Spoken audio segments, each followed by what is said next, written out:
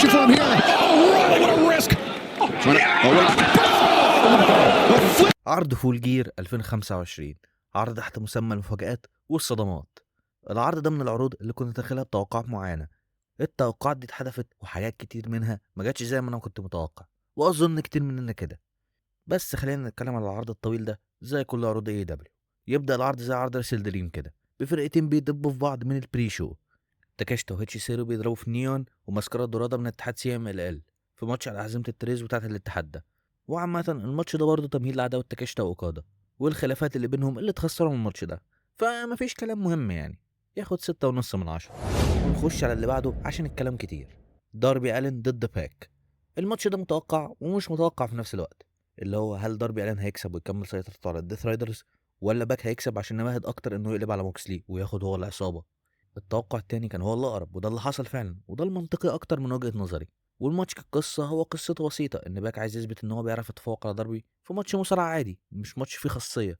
بس لما داربي اثبت ان هو عادي يقدر يجاري باك في المصارعة، بل يقدر يكسبه كمان، باك احتاج يغش ويستعمل طرق مختصرة ومساعدة من الديث رايدرز عشان يكسب الماتش. بس الماتش عامة ممتع وياخد 8 او 8.5 من 10. وتكملة لقصة داربي مع الديث رايدرز، وهل هينقلبوا على موكسلي فعلا ولا لا. فده اللي يخلينا ننط شوية في العرض ونتكلم على ماتش موكسلي وكايل اورايلي، لان هو ليه علاقه بالماتش ده قبل ما نكمل باقي الماتشات عادي. الماتش ده ممتع جدا جدا جدا ودموي، وبرضه كان ماتش ممكن يروح في اي اتجاه، بس راح في الاتجاه الاكتر منطقيه، وهو فوز كايل اورايلي، بسبب ان الدفعه اللي كان كايل اورايلي واخدها في الاسابيع اللي فاتت كان لازم تكمل، ولان لازم يكملوا قصه انهيار موكسلي، وان هانج مان وداربي الين كسروا ثقته في نفسه خالص، وبقى مع اي احساس بالخطر خلاص بيفك وبتهرب منه وبيستسلم، زي ما حصل في البلاد اند جاتس، وقبلها لما خسر نفسه بالدي كيو قدام كايل اورايلي برضه. وكمان عشان تبني انفصال الديث رايدرز اللي ما تدخلوش في الماتش ده، على عكس ماتش باك. ودي نقطه توريك ان انقلاب الديث رايدرز قريب. وموكسلي ضرب كايل اورايلي بعد الماتش عشان برضه يعمل ان هو جامد ومش متاثر وبتاع. ونظراتهم ليه بعد الماتش وفي البرومو اللي على اليوتيوب تديك احساس ان خلاص الانفصال ده بيقرب فعلا. هو عامه الماتش ياخد 8.5 من 10 لان هو ماتش ممتع جدا. وبعد كده توني ستورم ومينا شيراكاوا يكسبوا ماتش فرق رباعي، على ان الفريق الكسبان يختار خاصيه ماتش نص النهائي بتاعه.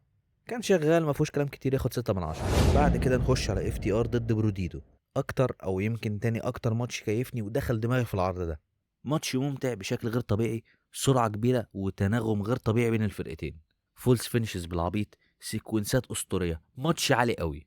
الاربعه ادوا فيه بشكل فوق الممتاز. بانديدو ده عنده الامكانيه ان هو يبقى اول بطل عالم مكسيكي في اي دبليو، ويبقى واجهه اللوتشادورز عامه في امريكا. موهبه غير عاديه يا جدعان، موهبه غير طبيعيه. واف تي ار كسبوا الماتش بشكل جامد، مستحقه يا عم البطوله الثالثه. بروديدو ما طولوش بالاحزمه، يعني قعدوا 3 شهور بس حقيقي كانوا من امتع الفترات بالاحزمه، وقدموا فيهم ماتشات قمه في المتعه. وانا حقيقي بحمد ربنا على الظروف اللي كونت الفريق ده، واتمنى يكملوا كفريق لان هم اضافه لذيذه للقسم، وخساره يتفرقوا دلوقتي. وبرضه النتيجه بتاعت الماتش ده كان ممكن تروح في اي اتجاه، بس برضه فوز اف تي ار كان متوقع اكتر، لان هم الفرقه اللي عندها عامل الخبره ومش هيخسروا نفس الفريق مرتين يعني. وطبعا عشان في ايدج وكريستين هيرجعوا عشان يواجهوهم. بس عامة الماتش ده ياخد 9 أو 9.5 من 10 مستريح.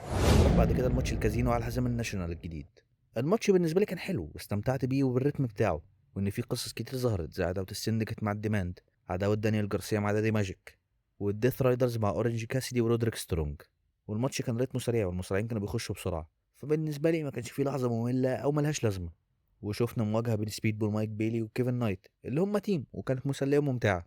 وكان نفسي يحصل حاجه زيها بين شيلتون بنجامين وبوبي لاشلي في اول الماتش، لان هما كانوا بيضيعوا وقت لحد ما ريكوشي يدخل. ريكوشي اللي يستاهل المكسب والحزام ده، لان الراجل طبعا عامل شغل عالي من ساعه ما راح الشركه، وبالذات بعد ما قلب هيل. وعامه انا ضحكت جدا وهو بيضرب ام في بي في اول الماتش، وهو فوزه بالحزام متوقع بس مستحق الصراحه. الماتش ما كانش فيه عودات، بس في المطلق كان ممتع واحسن من ماتش اول ان، وياخد 7.5 او 8 من 10. في نقطه بقى انا عايز اتكلم عنها عامه بقى، هو احنا ليه وحدنا بقى لقب الانترناشونال ولقب الكونتيننتال؟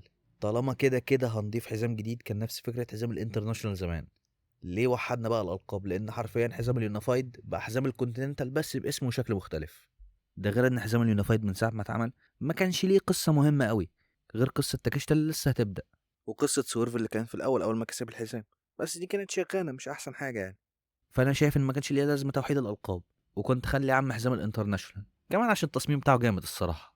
فدي نقطة الحقيقة ألوم عليها توني خان وفريق الإبداع، إن كده أهمية التوحيد ده بقى صفر، وإن ممكن تيجي فتره يبقى عندك حزام الانترناشونال والناشونال في نفس الوقت، فيعني غريبه الصراحه. بعد كده عندنا الماتش التاني اللي بعتبره ماتش الليله برضه، وهي الملحمه بين مارك بريسكو وكايل فليتشر. ده الختام العظيم لعداوه عظيمه يا جدعان. بعد ما خدنا شويه ماتشات مصارعه نظيفه بين الاتنين، دلوقتي خدنا ملحمه عنف ودمويه بين اتنين مصارعين ممتازين. الماتش ده شفنا فيه كل حاجه، الاتنين بيجيبوا دم بغباء، ترابيزات بتتكسر، كراسي، مسامير، المفك بتاع دون كاليس، شفنا كل حاجه. ماتش عظيم بفولز فينيشز عظيمه، وانا قلتها لك واقولها تاني وتالت وعاشر و11 و12. اركب قطر كايل فليتشر، من الاخر اركب قطر كايل فليتشر، القطر جاي وبقوه. والنهايه بتاعت الماتش كان بالنسبه لي مفاجاه واتخطفت كده بس حلوه، لان مارك بريسكو يستاهل المكسب والحزام ده جدا، حتى ولو انا كنت عايز كايل فليتشر يكمل بالحزام، بس مارك بريسكو يستاهل التقدير لان هو مؤدي عظيم جدا. والماتش ده برضه نتيجته كانت غير متوقعه، لان كايل فليتشر مقدم فتره عظيمه، وفي نفس الوقت حوار ان بريسكو لما يخسر ينضم للدون كاليس فاميلي ده خلى الموضوع مش متوقع. بس عامه مكسب بريسكو مستحق، والماتش ياخد 9 او 9.5 من 10. وبعد كده في العرض كايل فليتشر يعلن ان هو يخش الكونتيننتال كلاسيك مع اوكادا وتاكيشتا، فاحنا هنشوف قصه جامده بين الثلاثه، لان محدش فيهم ساعد فليتشر، فاكيد حد من الثلاثه هيطلع من الدون كاليس فاميلي، او هنشوف عداوه بين اعضاء العصابه وبعض. بس ايا كان اللي هيحصل باذن الله هيبقى ممتع. اللي بعد كده هو ماتش تريوز على $1,000,000 بين اوميجا والجوراسيك اكسبريس ضد جوش الكسندر واليانج باكس. الماتش ده في اللذيذ، يعني كويس مش وحش، انا ما حسيتوش مميز قوي، كانت حاجه تهدي الريتم بعد الضرب اللي كانوا ورا بعض قبل ماتشين المين ايفنت، ودي نقطه ما كانتش ظابطه معاهم في العرض ده، لان ما كانش ينفع ماتش موكسلي واورايلي وماتش فليتشر وبريسكو ورا بعض، كان لازم يبعدوا عن بعض شويه، حد يروح في اول العرض والتاني في النص. بس عامه ماتش تريوز كويس والفرقتين كان بينهم تناغم كويس، والماتش خلص بفوز الباكس وجوش الكسندر. بس المهم كان عودة الإليت الأصلي لما الباكس رجعوا لحقوا كيني من هجوم الدون كاليس فاميلي اللي لعبوها بالصياعة الحقيقة، وحسسوك إن هم مش هيرجعوا، بس رجعوا فعلا في لحظة جميلة جدا، متوقعه كان بيتم التلميح ليها طبعا، بس لا زالت حلوة واتنفذت بشكل جميل، وما كانش ليها لازمة إنك تمط فيها على الفاضي. بس عامة الماتش ياخد 7 أو 7.5 من 10، لأنه هو كويس مش وحش. وبعد كده كريس تاتلاندر تكسب مرسيدس مونيه في ماتش ممتاز، مش احلى ماتش في سلسله ماتشاتهم، بس ماتش حلو وياخد 8 من 10، كان في المتوقع يعني. وبعدها نروح لماتش هانج مان وسامو جو، ماتش القفص على حزام العالم.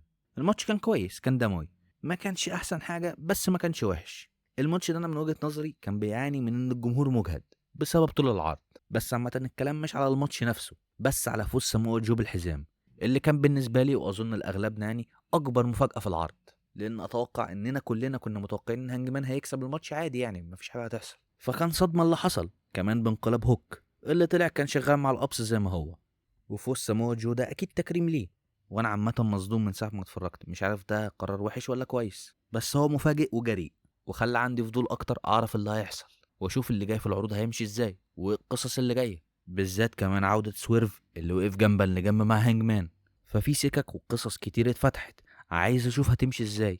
ويمكن اللي يضايق فعلا ان بعد انتصار هانج مان العظيم في اول ان فترته تخلص بالشكل المفاجئ ده. بس عامة القرار بتاع فوز سامويل جو هيبان هل هو وحش ولا حلو قدام مش دلوقتي، لان هو زي ما قلت لك فتح سكك كتير وكان صدمة، وانا شايف ان الجراءة دي مش حاجة بالضرورة تبقى ممتازة، بس مش بالضرورة تبقى حاجة وحشة برضه، لان هي مخلياك عايز تشوف اللي جاي. انا مش شايف ان فوز سامويل جو حاجة هتخليك تقفل من المنتج. ونرجع كده للمين ايفنت سين بتاع اول سنة 2024 اللي كان فيه سامويل جو وهانج مان وسويرف، فهنشوف القصص بتاعتهم هتمشي ازاي. بس عامة الماتش ياخد 7 أو 7.5 من 10 لأنه ما كانش أحسن حاجة. والعرض ككل أنا شايف برضه إن هو من أحسن عروض السنة ل AEW، يتحط توب 4 عادي مستريح مع أول إن أول أوت ودبل أور ناثينج، وكتقييم ياخد 8 أو 8.5 من 10. وماتش المفضل أو هما ماتشين الحقيقة، هما ماتش فليتشر وبريسكو وماتش FTR وبروديدو. بس أنا عايز أعرف رأيك في العرض ككل، وإيه أكتر ماتش عجبك، وهل شايف قرار ساموجو ده صح ولا غلط، وإيه اللي هيحصل قدام. وحابب اشكر استاذ محمد من السعوديه على دعمه للقناه، حاجه اول مره تحصل، فشكرا ليه وتحياتي ليه ولكل اهل السعوديه. وما تنساش لو عجبك الكلام ادي لايك وادي سبسكرايب وسيب رايك ازاي نطور المحتوى ورايك في الفيديو، والسلام عليكم.